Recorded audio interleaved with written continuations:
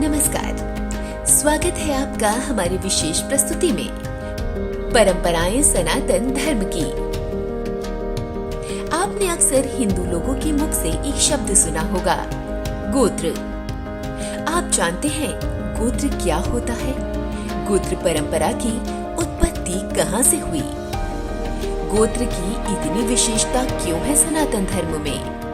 क्यों सनातन धर्म में एक ही गोत्र में शादी ना करने का विधान है?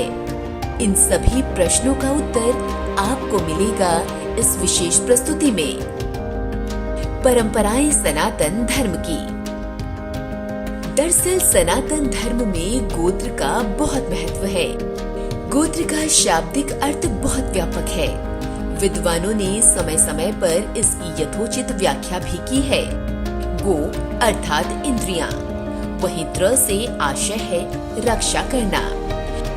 इस प्रकार हम कह सकते हैं कि गोत्र का एक अर्थ इंद्रिय आघात से रक्षा करने वाले भी होता है, जिसका स्पष्ट संकेत ऋषियों की ओर है।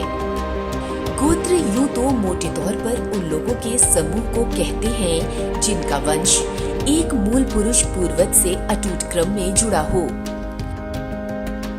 व्याकरण के प्रयोजनों के लिए पाणिनि में गोत्र की परिभाषा है आपत्यम पौत्र प्रभृति गोत्रम, यानी गोत्र शब्द का अर्थ है बेटे के साथ शुरू होने वाली संतान।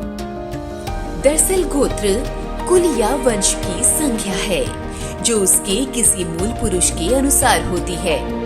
गोत्र को हिंदू लोग लाखों हजारों वर्ष पहले पैदा हुए पूर्वजों के नाम से ही अपना गोत्र चला रहे हैं, जिससे वैवाहिक जटिलताएं उत्पन्न नहीं हो रही हैं। प्राचीन भारतीय परंपरा के अनुसार हिंदू धर्म की सभी जातियों में गोत्र पाए जाते हैं। इनका नामकरण अमूमन किसी न किसी ऋषि के नाम से हुआ है। कुछ गोत्रों के नाम कुलदेवी के नाम पर भी प्रचलित हुए। सामान्य रूप से गोत्र का मतलब कुल अथवा वंश परंपरा से है। संस्कृत व्याकरण के जनक महर्षि पाणिनि की अष्टाध्यायी में एक सूत्र आता है, आपात्यम पौत्र प्रभृति गोत्रम, अर्थात गोत्र शब्द का अर्थ है बेटे के साथ शुरू होने वाली संतान। सामान्य तौर पर गोत्र को ऋषि परंपरा से संबंधित माना गया है।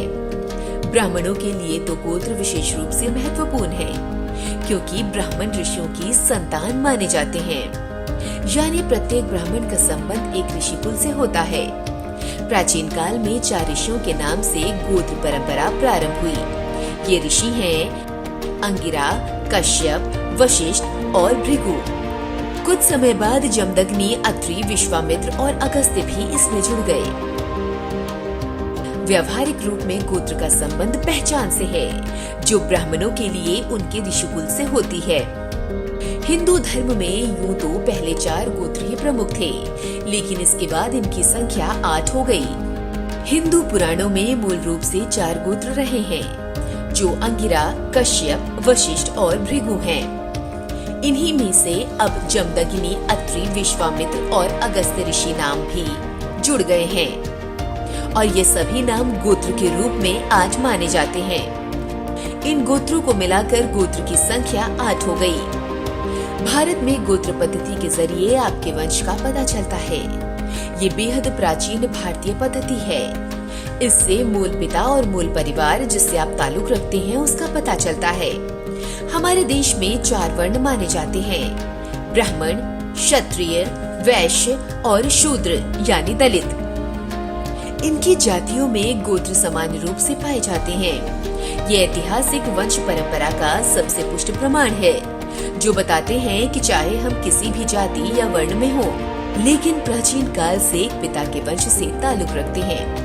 वैसे गोत्र अर्थ गौ, गौ रक्षा और गौ रक्षक से भी संबंध रखता है।